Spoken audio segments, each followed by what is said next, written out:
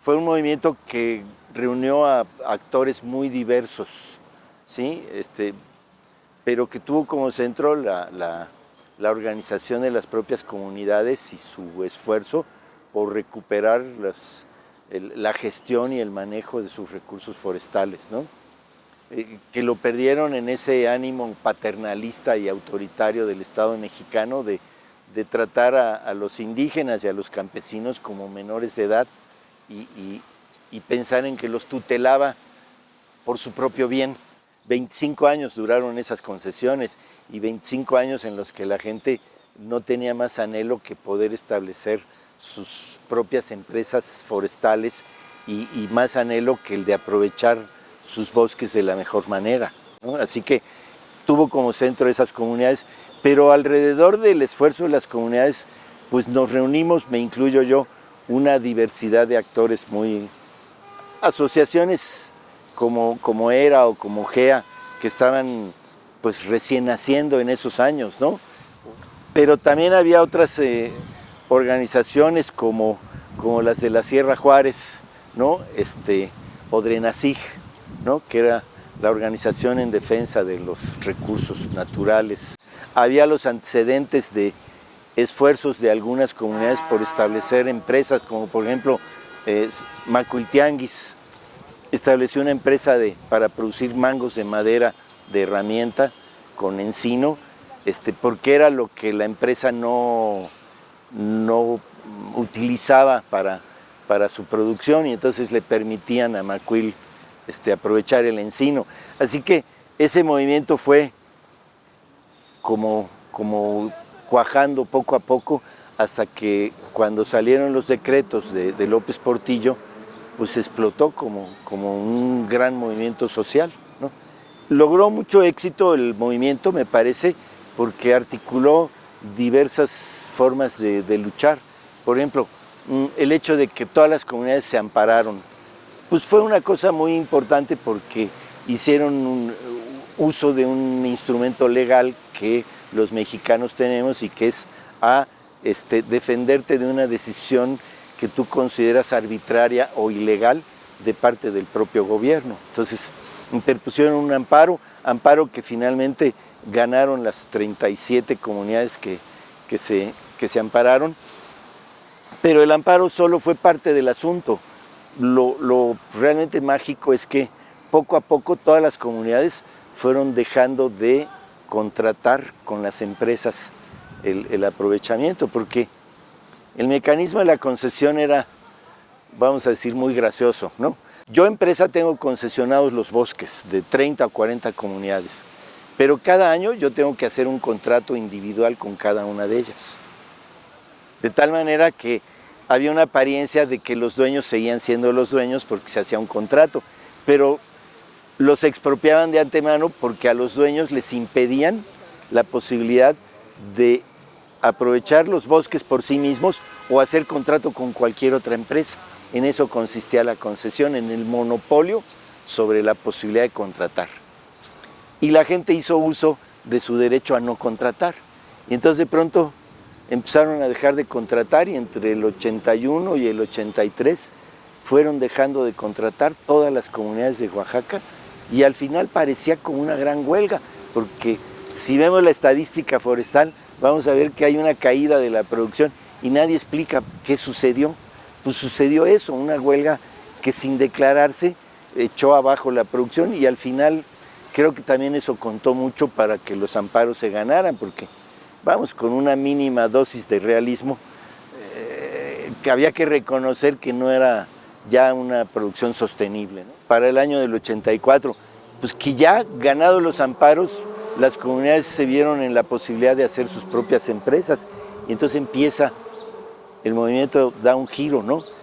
Ya tenemos la libertad para aprovechar nuestros bosques, pero ahora tenemos que hacerlo. Y entonces vienen unos años en los que la lucha de las comunidades es para que pueda cada empresa forestal disponer de los servicios técnicos propios. No recuerdo con precisión si esto era a nivel de cada empresa o de las uniones de ejidos que surgieron, porque inmediatamente surgieron uniones, ¿no? La USACHI es producto claramente de ese momento. Una diversidad de uniones de ejidos y comunidades, y es otro momento también de definiciones y de lucha, porque por supuesto en ese instante el Estado dijo, ok, vamos a hacer uniones de comunidades y de ejidos, pero las que yo diga. Y entonces había ya confeccionado sus uniones de ejidos y comunidades, y era una negativa a las que se formaban por iniciativa propia. Todos esos esfuerzos por los servicios técnicos, por la constitución de uniones, por iniciar el aprovechamiento, dispusieron de una infinidad de alianzas con profesionistas y asociaciones que estuvieron desde el principio en la defensa de los recursos forestales, ¿no? El Consejo es el heredero que logra articular todos esos esfuerzos en un mecanismo que ha tenido la virtud de ser se moldea el Consejo a las necesidades, ¿no? Desde el principio el Consejo se convirtió en una herramienta de las comunidades para empujar lo mejor del aprovechamiento forestal, ¿no? Es increíble, en los días de la lucha por derogar los decretos, nos llevaban los comisariados a que viéramos las áreas de aprovechamiento para que pudiéramos constatar el desperdicio que existía en el aprovechamiento que hacían las grandes empresas, ¿no? Y la verdad es que lo veía uno a ojos vistas, estaba ahí el tiradero de material y el aprovechamiento mal hecho, ¿no? Y empieza uno a entender entonces que sí, que una empresa desde afuera, como lo que persigue es una ganancia en corto plazo, solo le interesa no el manejo sostenible, sino el aprovechamiento inmediato de los mejores individuos para tener las mejores ganancias. Hombre, un árbol torcido me da poca ganancia, pero uno que tiene un buen fuste. Y entonces era un poco era ir descremando los bosques, sacando los mejores individuos, y ese era el estilo de aprovechamiento de las grandes empresas. Y cómo las comunidades revierten esa tendencia y empiezan a hablar de un manejo sostenible y de una protección a sus lugares, tanto lugares sagrados por motivos históricos y culturales, como lugares sagrados por la utilidad que tenían como fuentes de agua o protección de especies o qué sé yo, ¿no? Y en todo eso, el Consejo Civil Mexicano es como el que le da el cemento para que eso ocurra, o por lo menos yo desde afuera así lo veo, así que me parece que fue el heredero muy claro de esa historia, ¿no? Las comunidades son la principal fuerza de la conservación de la biodiversidad y la principal fuerza en el aprovechamiento sustentable de los recursos, ¿no? Actualmente en el proyecto de sistemas productivos sostenibles y biodiversidad, lo que hemos encontrado es que las comunidades forestales en su aprovechamiento han permitido la riqueza de la biodiversidad de una manera muy plena.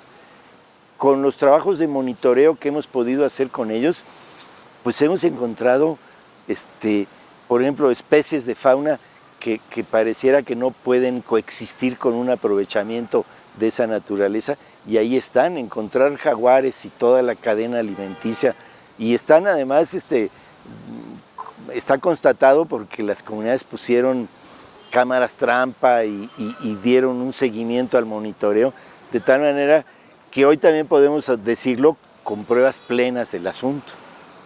El aprovechamiento forestal es compatible con la conservación de la biodiversidad plenamente, ¿no? Pero claro, requiere una disciplina y en eso yo creo que ayuda mucho el tema de la certificación, ¿no? Del que es pionero el Consejo también. En el proyecto tuvimos oportunidad de trabajar con el Consejo como una unidad de transferencia tecnológica, ¿sí?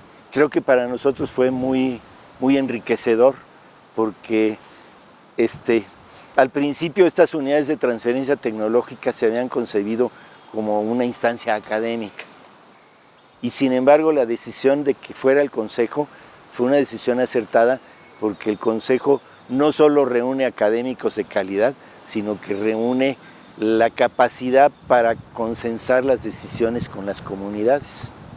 Y entonces el trabajo en estos 4 o 5 años de entender cuáles son las necesidades tecnológicas y cómo atenderlas, pues fue muy enriquecedor, ¿no? Si hablamos de Oaxaca, por ejemplo, pues toda la instalación de hornos para producir carbón controladamente con los materiales que quedan después del aprovechamiento, con las puntas, las ramas y todo lo que antes se quedaba ya era un peligro para los bosques y ahora se concentra y se hace carbón, pues es algo que se promovió con el Consejo, que el Consejo consensó con las comunidades que se hiciera, ¿no?